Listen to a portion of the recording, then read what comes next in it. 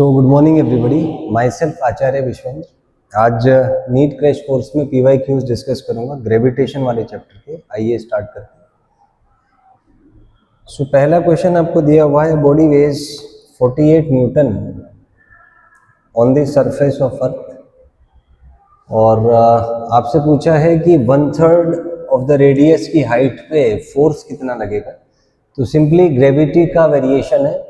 तो मान लीजिए ये अर्थ हो गई, ये इसका सेंटर है, रेडियस इज आर।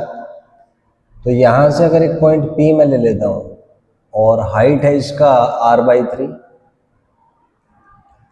तो हमें पता है कि इस पॉइंट पर अगर acceleration due to gravity g dash है तो वो हो जाएगा g/1 + h/r होल स्क्वायर। इसको सॉल्व करेंगे, ये आ जाएगा g divided by 1 + 1/3 whole square. इसको सॉल्व करेंगे यहाँ पे तो जी डैश आपका आ जाएगा g divided by 4/3 whole square. इसको सॉल्व करेंगे 9/16 इंटू जी आ जाएगा। तो ग्रेविटी 9/16 टाइम्स हो जाएगा।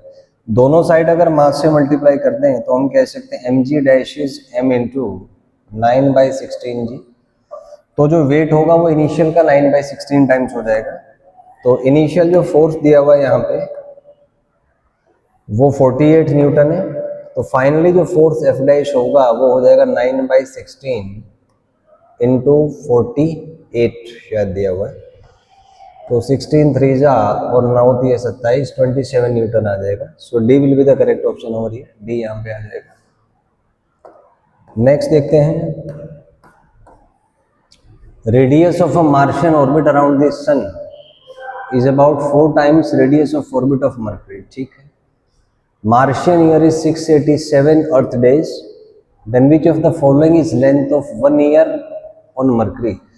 तो केप्लर्स के लॉ पे बेस्ड है, जिसके according T is proportional to r⁻³ तो यहाँ से हम कह सकते हैं कि T2/T1 जो है आपका वो r2/r1⁻³ होगा।